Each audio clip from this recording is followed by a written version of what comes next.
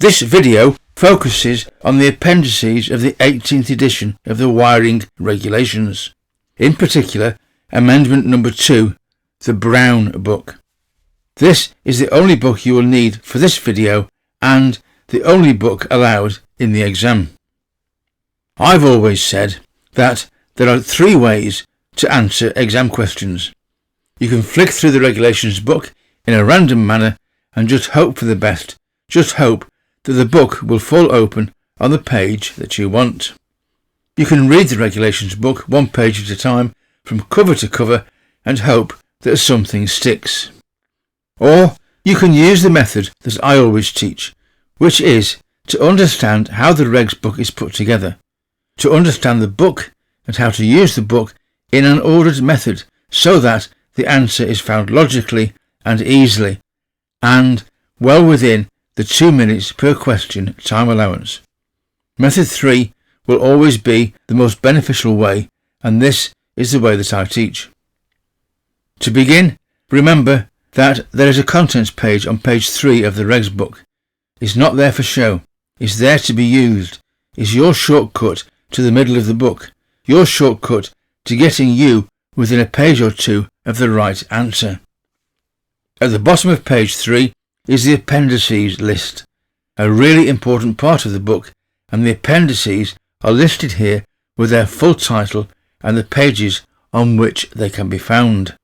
The exam questions will always give you a clue to what part of the book you should be looking at. Very often, the question will contain 1 or more key words that appear in the titles of the various sections, and this will often lead you straight towards the correct part of the book. There are always questions on the appendices, around half a dozen, and understanding the appendices and how to use them will help towards your pass mark. In this video, we will look in depth at the first few appendices with guidance, plus several questions and answers. A follow-on video will cover the rest. So, beginning on page 385, we have Appendix 1, which is a numerical list of the British standards that are referenced within the wiring regulations. Questions on Appendix 1 can be in one of 2 styles. Style 1. Here is a British standard number. Select the standard's title from the list below. Or Style 2. Here is a British standard title. Choose the British standard number from the list below. Take note that all the BS numbers come first, and then all the BSEN numbers, and finally all the rest. Remember this, it may save you a lot of time. Question 1 then. BS476 is the standard for what? I always suggest that you pause the video after each question and attempt an answer. These are multiple choice, so select the answer from the 4 choices offered. Only one answer is correct for that particular question. The following slide will then give the answer and make suggestions on how to find the answer easily. The answer is C. Fire tests on building materials and structures, on page 385. Simply look up the BS number in the regs book and compare the wording. Is the wording the same as answer A? No. Move on. The same as B? No. Move on. The same as C? Yes. Tick the box and move on. If the wording does not match, always move on and do not waste time analysing answers. There is time for that after the exam. In the exam, you don't need to know what the fire tests are or what structures they mean. Question 2 now. The standard that covers the particular requirements for shaver supply units is, and again, 4 possible choices. Pause the video and attempt an answer. Work through each BS number in turn and compare the wording. Answer D. BSEN 61558-2-5 2010 on page 400. Take each BS number in turn, starting at A, then B, and so on. Do not waste time analysing the answers. Is it correct? Yes or no? move on. Appendix 2, beginning on page 406, is about statutory regulations and memoranda pertinent to the wiring regulations, and there are often questions on this appendix. The plugs and sockets etc. safety regulations 1994 contain requirements for the safety of plugs, sockets, adapters and fuse links etc. designed for use at voltages and 4 choices.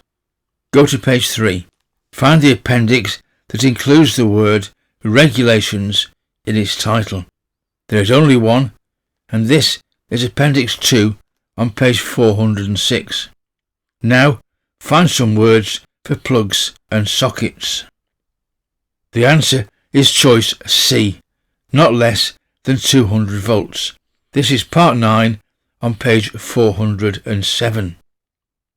Staying with Appendix 2, question 4 asks, effective from the 1st of January 1998, the nominal low voltage supply within Europe and the UK is 230 volts AC, plus or minus what percentage? Pause the video and choose your answer. This is answer A, plus 10% to minus 6%, found in item 15 on page 408. The regulations will base their calculations on 230 volt nominal, and we shall do the same in the exam, even though we will most often measure 240 volts plus with a test meter when on site. Appendix 3 is about the time and current characteristics of overcurrent protective devices and begins on page 409, fuses, RCDs and RCBOs. The appendix is a collection of charts and tables, called figures here. They give the response curves that show the disconnection times against current flowing for various overload protective devices, the fuses, breakers and RCBOs. The tables shown at the top right of each page are what you will be questioned on. They show, for a particular device rating, the minimum fault current needed to trip in the required time. These tables allow you to calculate the maximum ZS for each device listed, but this is already done for you for 230 volts and 55 volts in part 4 of BS7671. Find the correct table for the device in the question, use the table at the top right of the page, find the rating of the device and read off the required current for effective operation. Let's try this out with question number 5. A 16 amp type B circuit breaker to BSEN 60898 is required to disconnect within 0.4 seconds. The time and current characteristics of this overcurrent protected device indicate that what amount of current must flow to achieve this. Again, pause the video while you attempt an answer. This is answer B, 80 amps. The question tells you that it is a type B breaker to BSEN 60898. Turning through the pages of Appendix 3, we come across this on page 417, figure 3A4.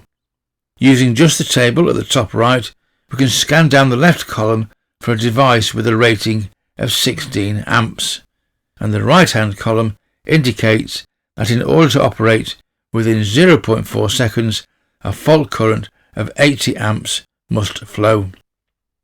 Staying with Appendix 3, question 6 asks, a 20 amp semi-enclosed fuse to BS3036 has a maximum operating time of 5 seconds.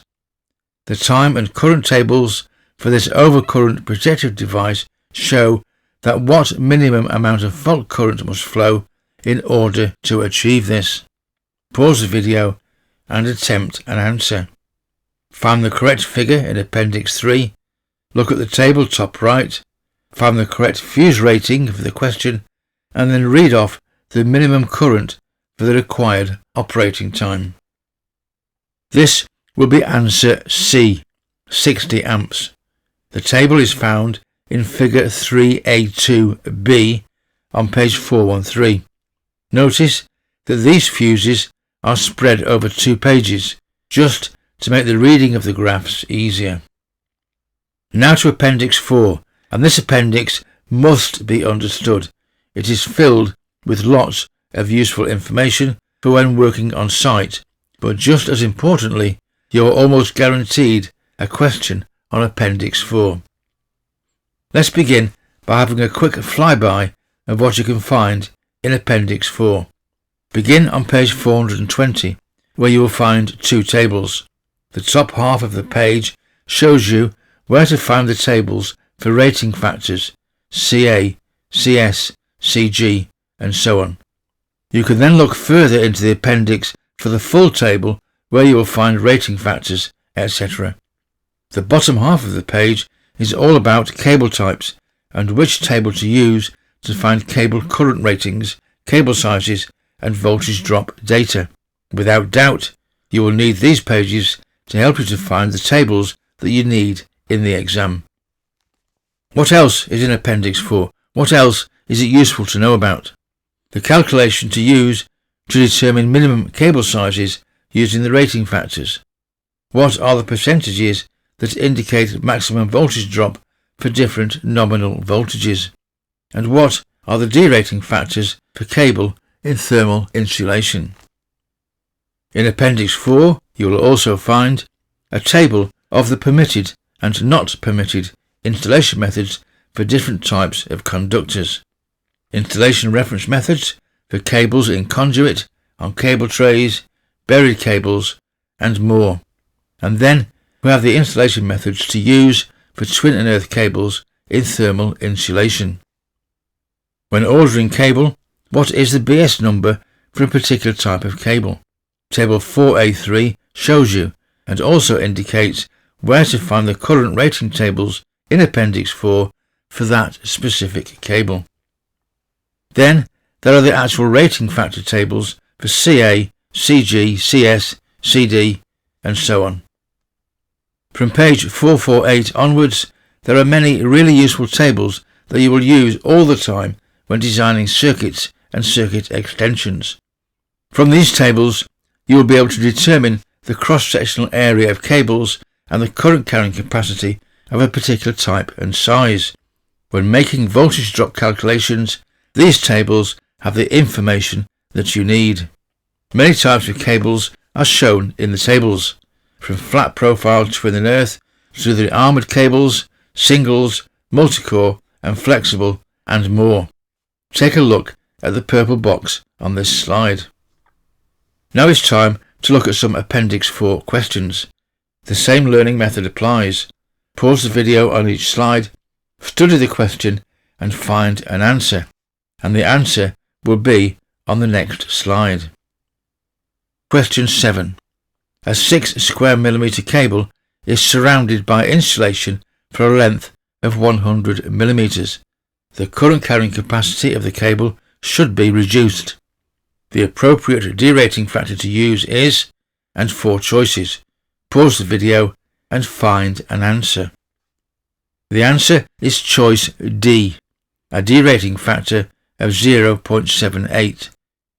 The answer is found in the table as item 2.6 on page 423 and can be used for all cable sizes up to and including 10 square millimeters. Now for question 8. A flat twin and earth cable is clipped direct to a wooden joist above a plasterboard ceiling with thermal insulation not exceeding 100 millimeters and a U value of 0.1 watts per meter squared Kelvin. This is installation method Watt.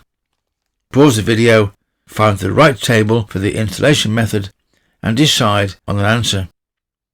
Answer A. This is installation method 100 and is found in table 4A2 on page 437. The question specifies twin and earth cable, and this should direct us straight to table 4A2.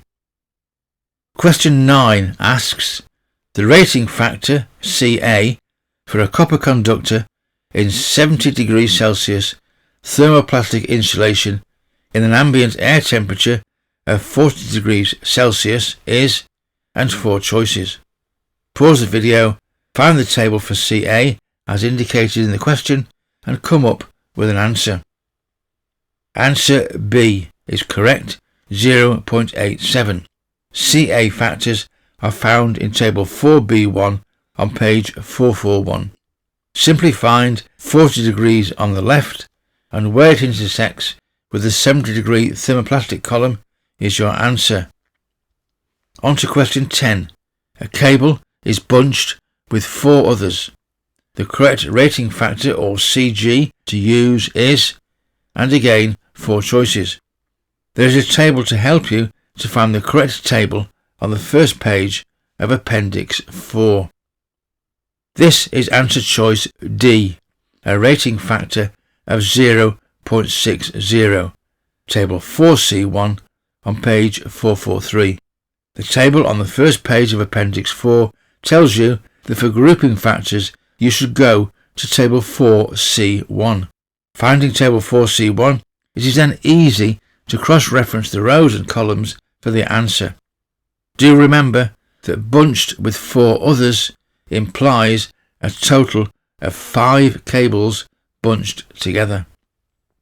Question 11 asks, a 2.5 square millimeter thermoplastic insulated and sheathed flat cable with protective conductor with copper conductors, what we call twin and earth, is fitted to insulation method 102.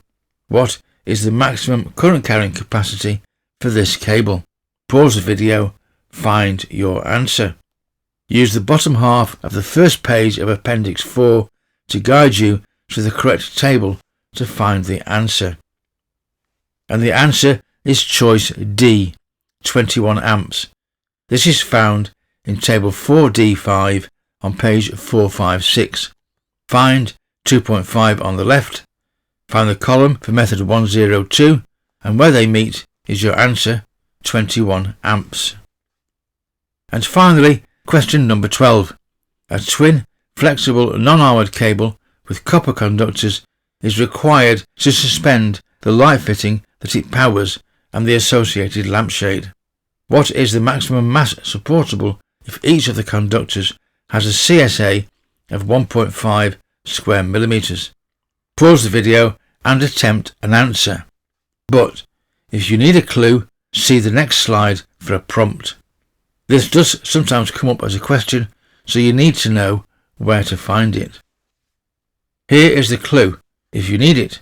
The first page of Appendix 4 has a list of cable types. The question includes the word flexible. Find that first page, find the word flexible in the bottom half of the page, find the table number that you need, and then go to that table. And the answer choice is A, a maximum mass of 5 kilograms. This is found in table 4F3A on page 470. Find the conductor size, 1.5 square millimeters, in the leftmost column, and then trace across to the rightmost column for the answer. Thank you for watching. I hope that you enjoyed this video. A little learning each day is the best way to learn. Don't wait until the week of your exams. Start today and keep adding to your knowledge. Please subscribe to our channel to get easy access to all of our videos, and remember to click on notify to be sure of not missing our next video. And don't forget, you can also type in Learn Electrics into the YouTube search bar to go directly to our channel at any time from any computer or smart device. We are always adding new videos to our channel, so don't miss the next one. Once again, thank you for watching, and we hope to see you again very soon.